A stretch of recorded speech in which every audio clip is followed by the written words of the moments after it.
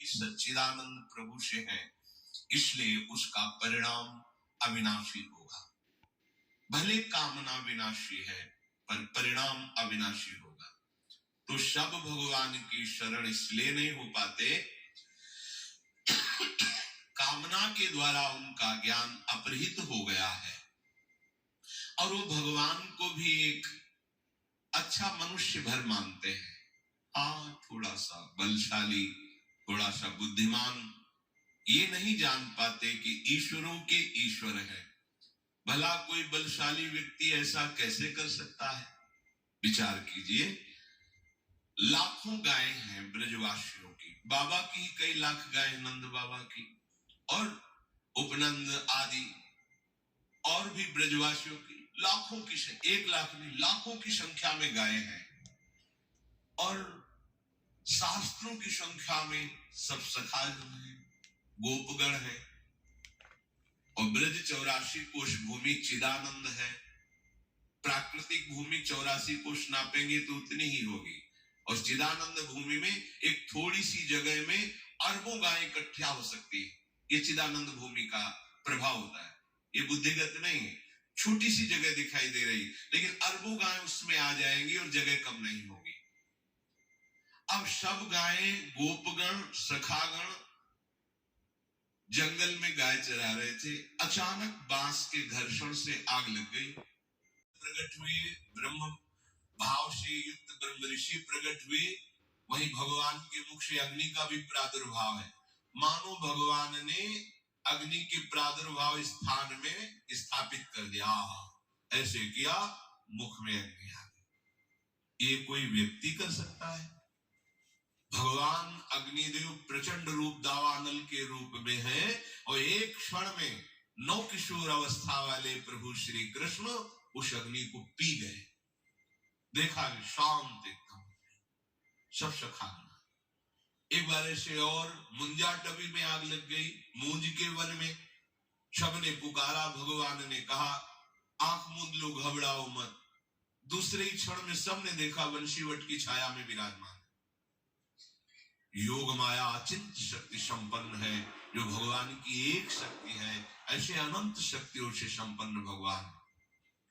काली देह का एक बूंद पानी भी कोई पी ले तो तत्काल मर जाएगा, ऐसा विषैला जल था।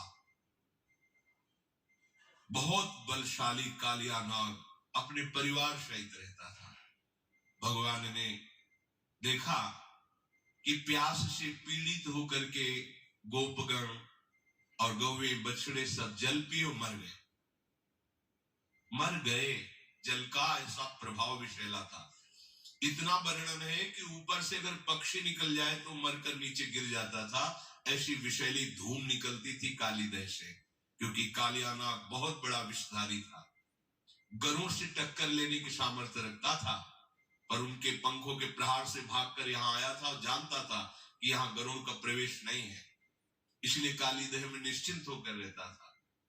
यदि हमारे प्रभु मनुष्य हैं तो जरा देखिए, कूद गए काली देह में। एक बूंद पानी किसी भी व्यक्ति को मार सकता, चाहे जितना बलशाली हो।